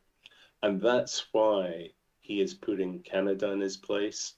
He is supporting economies like Argentina. Mm-hmm. He is willing to threaten economies that are against him, like Brazil. Venezuela. And he's willing to make an example out of Venezuela. And he also sees that one of the key parts of the jigsaw to create this American hemisphere is Greenland, which is why he's made it clear he wants Greenland. Now, that will create a larger American economy. And I think that's what Trump's looking for, which is, maybe put it this way, America will remain the biggest fish, but in a smaller pool. And the rest of the world, as he disengages from Europe and all his alliances, will then be part of whatever else emerges. And I suspect that is going to be a new global economy that is based around Southeast Asia, because that's where the bulk of the middle classes now reside. And these are the people with spending power. These are the people who are going to consume. And China's only going to be part of that. India's going to be part of that. Japan and Korea are going to be part of that. And you want to be on the global trade rails that go into that. And that's the opportunity for Europe. The problem is Europe keeps flubbing it. And this is where I get to my thing about how Europe got it wrong this week. There was a critical decision yesterday in Brussels, which was going to be about seizing Russian assets and using them to back a loan to Ukraine, which Ukraine needs to fight the war. And at the end of that discussion, Belgium said, okay, I need guarantees that should this end in a way where Russia comes back, they are not going to sue Belgium for return of all these monies. The reason being that Euroclear, the global trade settlement body or organization, we could talk about that for hours, is based in Brussels. And it was a clear example that Europe had to accept joint and several liability for its fiscal decisions. But of course, although we have monetary union with the euro, we do not have fiscal union, which links all the European economies together. And yesterday, they could not agree on how to do that. Now, to me, Europe is not going to get its act together. It's not going to move forward until we resolve this issue. Is Europe going to be lots of different economies all competing and going their own way? Nothing wrong with that. It generates competition. Or is it going to be a single homogeneous, strong nation like America became? Or is it, as it is just now, a sort of half-arsed, half-baked, half-cocked coalition of people all sharing the same currency but not sharing anything else. And that's where we currently are. I seem to be going awfully off track this morning, don't I? Well, I've managed to find a map of your future, Bill. So let's see, where would you place yourself at the moment? Well, I would take the 7 armies that I got on this turn of risk, and I would put them, oh gosh, where would they? Well, I'd want to hold the whole of the green continent, because I think that gives you 7 new armies every Kondratiev cycle or game turn. Yeah. So I would have them there. I would have them based China, India, and Southeast Asia. I would want to hold the Middle East as the key part of the trade rails and also the source of energy. And I would want to be seeing lots of trade between the blue area and the green area going on. The area to the north, and remember Kamchatka was always the most important spot on the risk board, because that's how you could invade America through Alaska. But that whole area of Atoks, Siberia, Kamchatka, that's where all the resources are, so you want to hold that. And that big area of blue beside the green bit called Russia, well, that's just here be dragons kind of place. So, you know, that would be my picture. The blue and the green part, you've got resources, you've got consumers, you've got smart new tech coming out of the universities around all that area. You've got the purple bit at the bottom of Australia. You know, that's clearly going to be part of it as well. And then that leaves Africa, which was always the red places on the risk board. Now, where do you then go with them? Well, the big issue there has always been corruption, and how do you make these economies work? If you can solve that, that's one place where the future lies, because that's where we're still seeing demographic growth. At some stage, imagine a world where it's African consumers who are driving the global economy. Now, against that, we have all the risks of climate change, which remain very, very real, and how that develops. And then, of course, you have the other part of the graph towards of the chart, towards the left side. I think that is going to be the new American hemisphere, and that's going to be really interesting to see how that develops in the future. They've made a great prediction there, haven't they? All you need is the bottom, South America, to be yellow, and that's the new world you're talking about.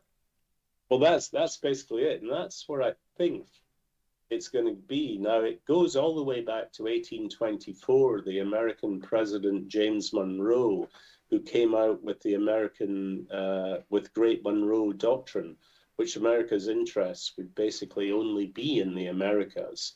And I think that's one of the reasons why Trump, and again, maybe I credit him with too much common sense, but I think that's why Trump is very keen to have good relationships with whom he perceives to be the strong powers, which is China and Russia.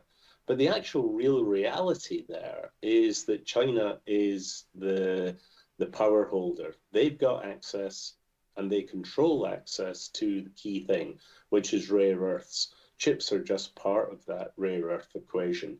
China's got the levers of power now. Russia is effectively becoming a client state, and it's in China's interest to keep the West distracted, the Americans delinked, and keep America focused on what they might do. Now, I'm not one of these people who think that China's bent on world domination through conflict and conquest. No.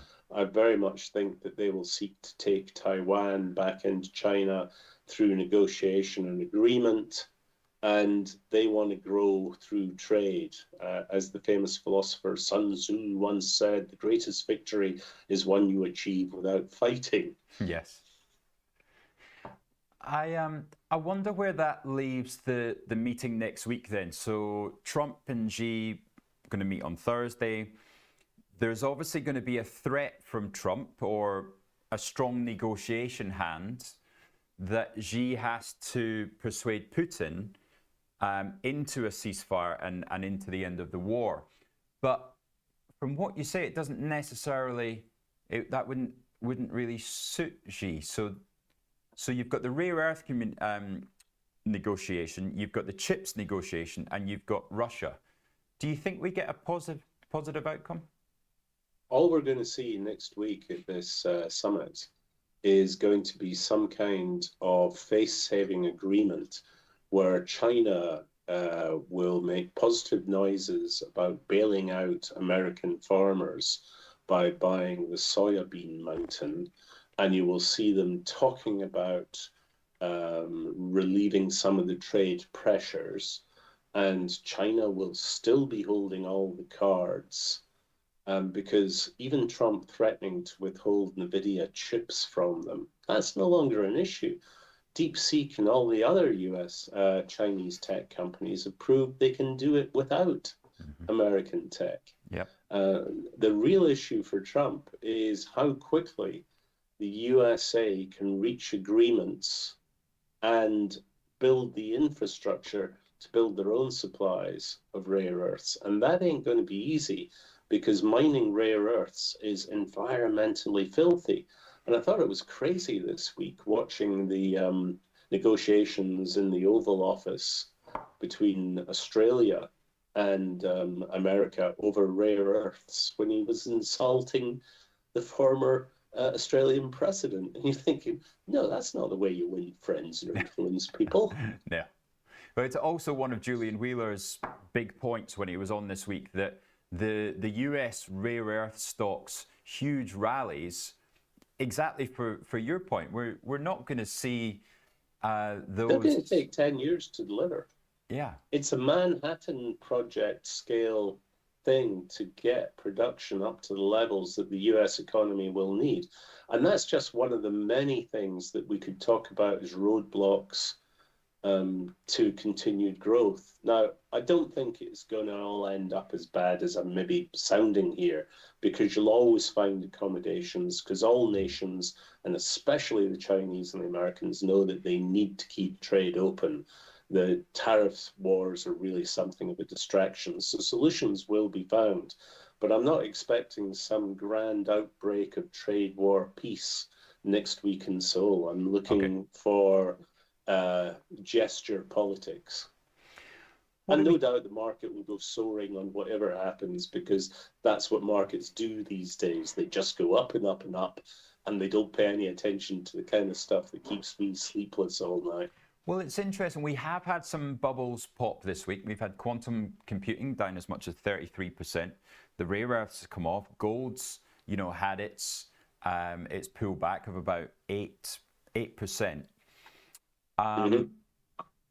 But the S&P 500 and Nasdaq are about to hit all-time highs.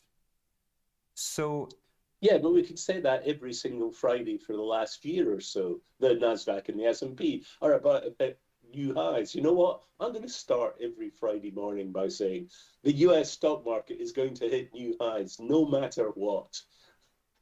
And that will remain the truth until the moment it doesn't. It is interesting that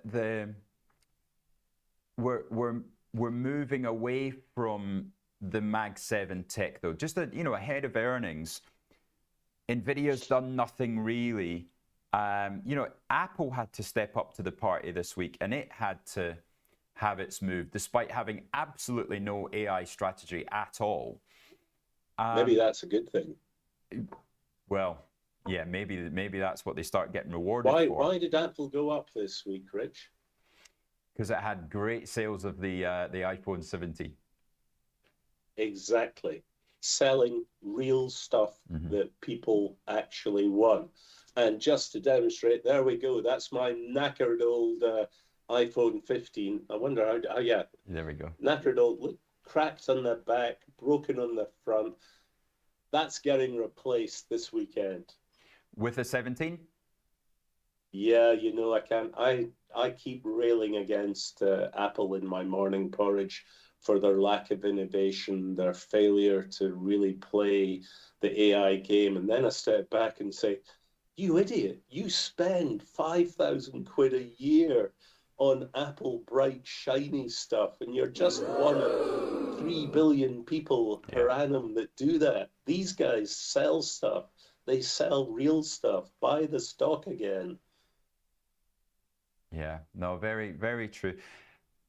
I wonder, I mean, look, I'm short calls at 6,800, 6,900, 7,000, 7,200.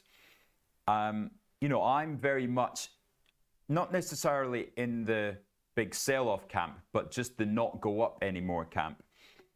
But I do the breadth feels healthier now. Going into earnings season, I'm just wondering if that continues, the underlying economy in the US. Without any economic figures, who knows? You know, what do you think the inflation result's going to show today?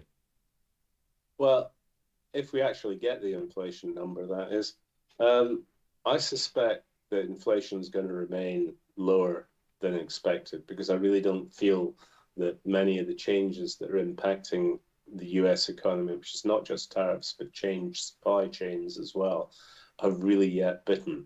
That's one thing to think about. The second thing is, you know, you've made the point yourself, how sustainable is this? Well, it's all about where the money's coming in. And as long as you're not seeing threats like higher inflation, and people think that the Fed is going to continue easing to fuel the rally and all that kind of traditional nonsense and hunkum and bunkum, then the markets will continue to go up, and we'll keep starting off Friday mornings by saying new record highs. You're sitting there with your calls. I'm sitting there on gold and cash at the moment. I remain completely unconvinced by the stock markets, but I've missed 10% upside because I've been unconvinced. And that's because I'm thinking as an investor rather than thinking as a trader, following the mindset of the market.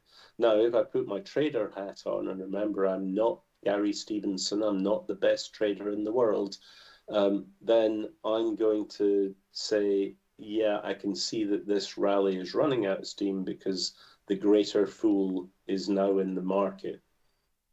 And who's going to buy next? I wonder if we've ever had such a big rally, and if we can just stick that chart. So that goes back to 2005, yeah, 2005, Bill.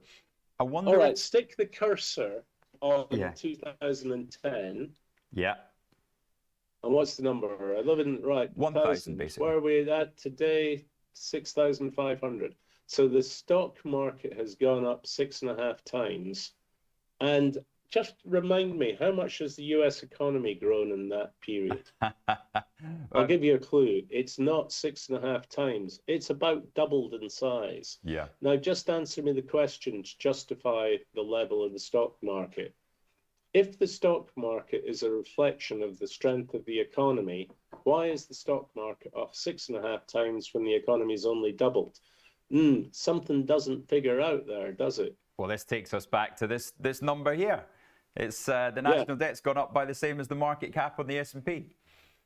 Wow, what a realization. No shit, Sherlock.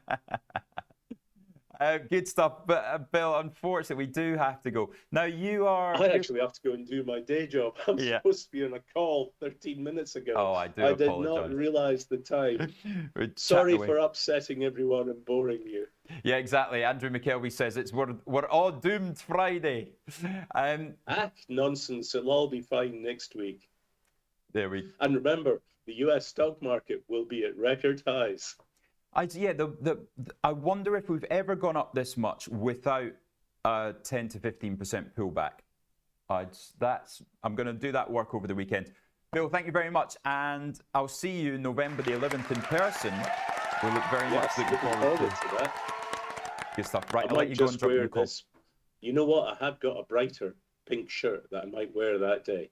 Perfect. I'll see if I can do the same. All the best, everyone. Have a great weekend, everybody. That's us. And peace out for the weekend. Have a wonderful weekend. And do wish me luck at my Halloween costume. We'll see if we can get a picture up on Monday. Happy trading. And hope you get through these inflation numbers this afternoon. Peace.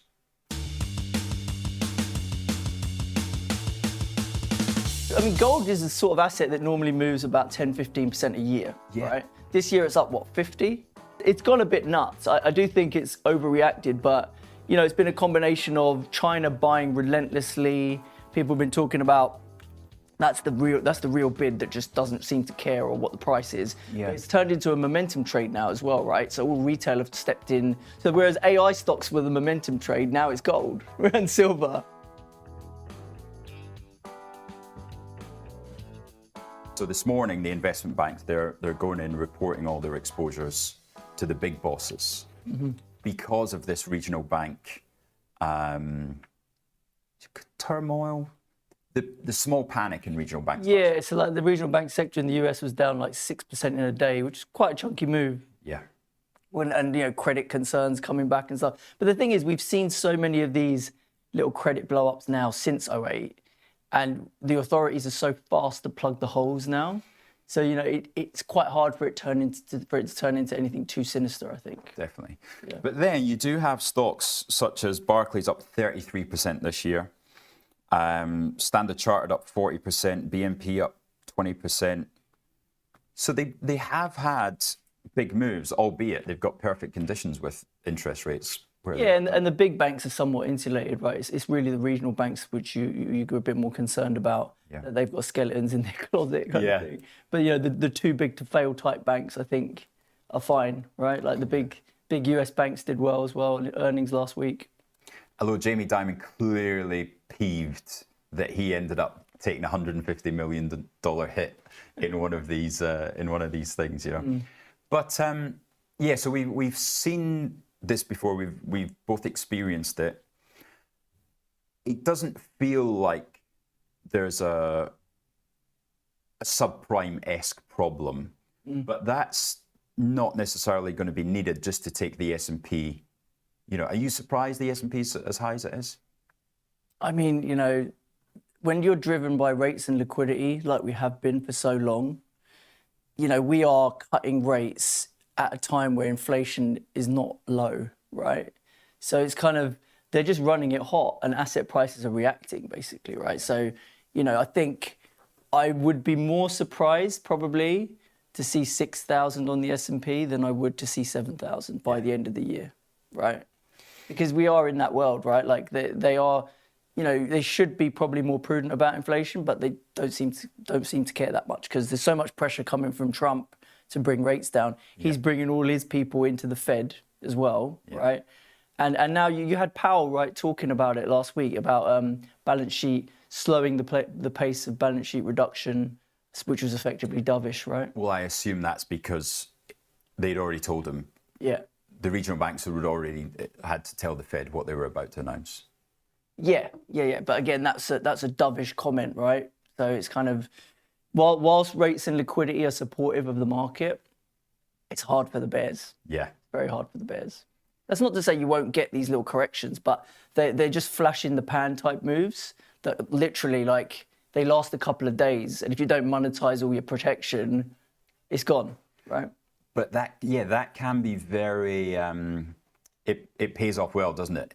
The chance to monetize that because we're at the levels that we're at, because vol was so low, you can get a bit of an explosion. Oh, for sure. I mean, when volatility gets cheap, options give you great leverage, right? And when you time it well, I mean, we had a 3% down day, which we hadn't seen in how many months, right? Yeah. So it's the biggest drop on the S&P on that Friday when Trump came in with his tariffs again, right? Finally, the market cared again, and the leverage you got on any S&P protection was amazing, but you like 2 days later, the market was back at 6,700, right? So it was crushed again. Yeah, so it's kind of, you've got to be pretty fast to trade that, and the market's kind of figured that out as well, which is why the vol is quite high, right? It does pop a lot. The VIX got to 29 last week. Explain to people what the vol is.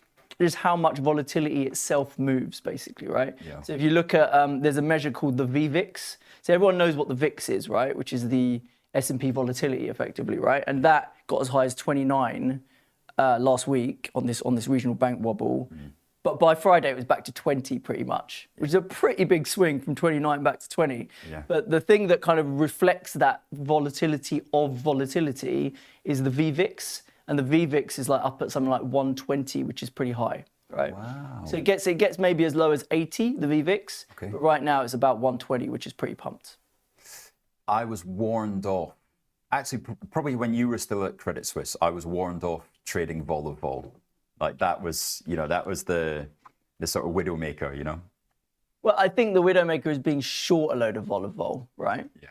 Because the amount you can blow up on that is quite spectacular, right? So like selling calls on VIX, for example, right? Yeah. As a retail trader, you'll look at calls on VIX and think they're super expensive, right? But that is how you blow up your account, basically, right? So there's loads of there's not just retail, there's loads of hedge fund traders over the years who've thought they were smart selling really expensive VIX upside.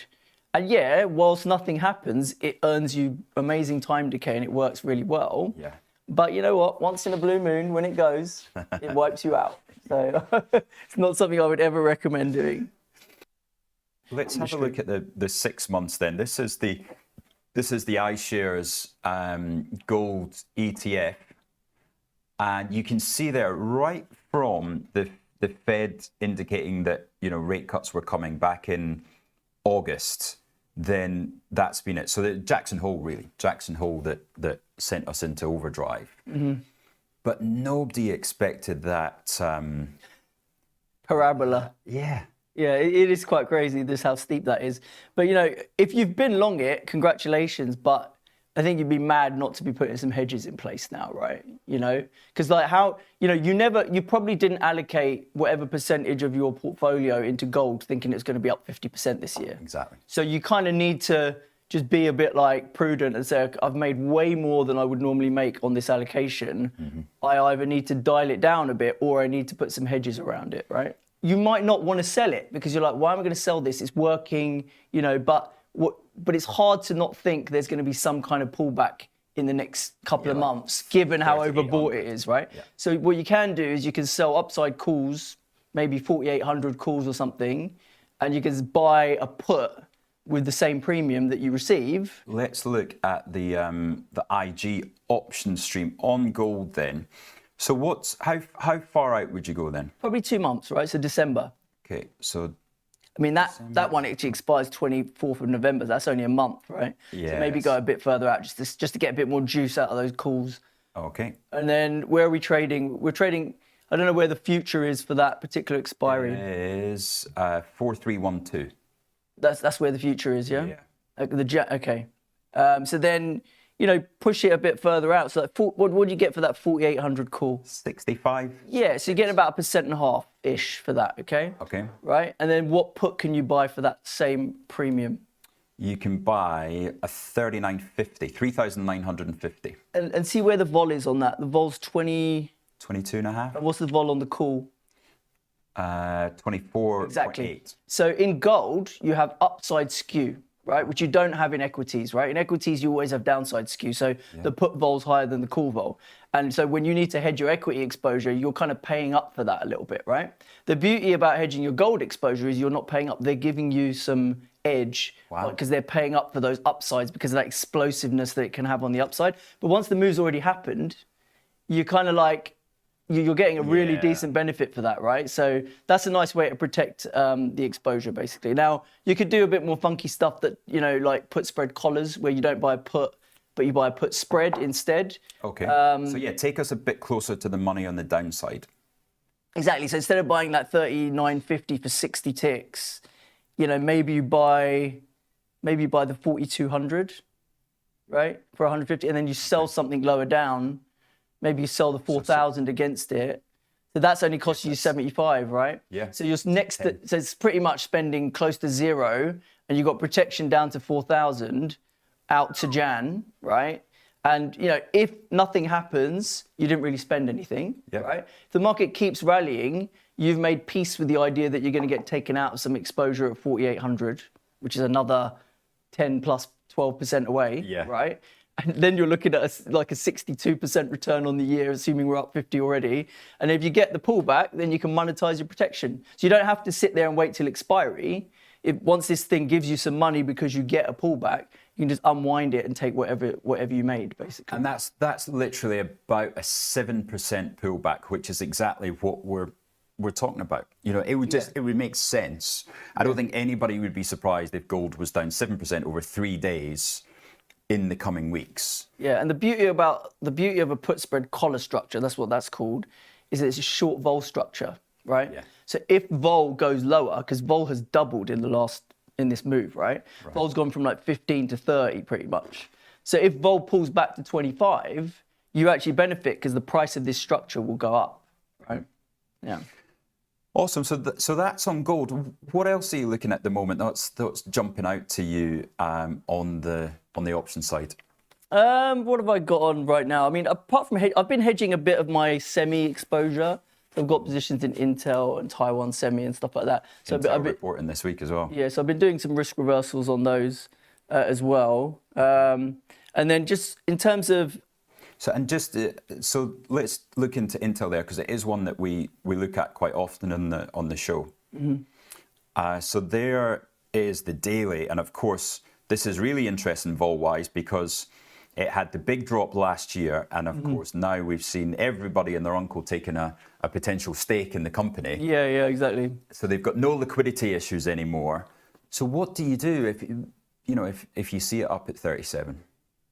Well, I mean, I was buying it when it started to try and break that range to the top side at like 20, what's that level? 26 to 28? Yeah, so I was buying it around 26, 27, right? And it was like so many false breaks, but I held on to it because I didn't buy options, I just bought Delta One, right? Just shares. Now that it's popped this much, I'm kind of like, okay, I don't really want to sell my shares, but again, I'll do the same thing. I'll protect them. So I think I bought like the 33 put and financed it with some 45 call or something like that, basically. Right, okay. Yeah, so I've got that to November expiry. So if it does have a pullback over earnings, then great. If it takes me out at 45, don't really care because I bought it at 27. That's the last thing you care about. You know what I mean? If you bought it at 27 and it takes you out at 45, I think you'll take it, right? So that's quite a nice trade. But it's like the onshoring trade, isn't it? It's like Trump wants to onshore manufacturing of semis. Yeah. And so they're going to be supported by the government in some way, shape or form, right?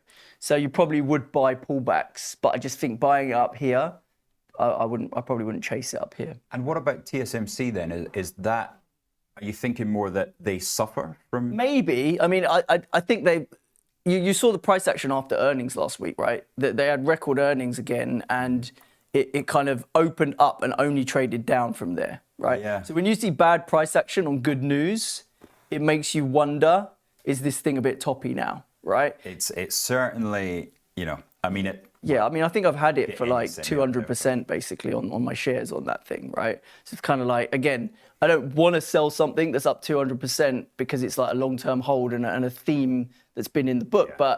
But at some point you got to say, okay, price action stinks on earnings. Let me put a hedge in place. So I've got a December risk reversal on that one in case this thing wants to roll over a bit. And risk reversal Is that sell call buy put? Exactly. Yeah. So those are the hedges that I've got in place. And then in terms of longs that I kind of have put on using options recently, like the delta trades that I was talking about, I've got some longs in the cannabis sector.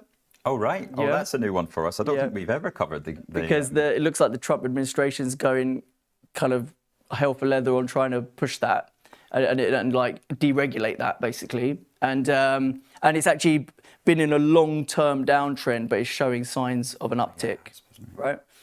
And then, so this is just an index that IG put together. Oh, okay. So the cannabis index. Yeah. But do you go single stocks or do you go on any? No, I just stick with the ETFs. I did some ETF call options, Right. sort of medium-term ones, right? And the solar sector as well is quite interesting. Right. Because the idea, and these are longer-term trades, so they might take months, if not years, to play out, right? So you kind of don't want to go too short-dated with those options, right? Okay. But if you zoom out a bit, so you can see a much longer-term chart, that's been even longer, right? How far back does Way it go? back. Well, Okay, that's pretty good. Yeah. Go to weekly. Yeah. So the idea here is that this sector, that's First Solar. I've gone for the ETF. Ah, right. That's For why the it looks tan, different. Right. for the TAN ETF, yeah. But the idea just being that all of this AI energy Tan, demand. as in get a suntan. Yeah, exactly. Yeah. It's brilliant. These are genius. I wish my job was coming up with ETF names. I do love some of those names. They are hilarious. Yeah. But the idea being, if this AI revolution or whatever you want to call it needs a ridiculous amount of power to drive it, right? And China have been dedicating a lot towards building out their solar energy, right? So everyone's kind of going to follow suit, right? Yeah. To build that out. So, because everyone's going crazy for nuclear, but how long does it take to get a nuclear reactor online, right? 3 years at least. 10 years probably, right? I think, well, the mini ones. Oh, maybe the mini ones, yeah. But that's the point. So there's going to be a need for more solar in the energy mix. Yeah. And so, Trump, when he first got in, he was like anti-alternatives, right? Anti-renewables. But there'll be a point where there's this big U-turn on solar because they'll realise that they have to have a lot of solar in the mix, basically. Yeah. Right. So this it's just starting to show some life, isn't it? After Exactly. Yeah. sort of a few months of not doing much.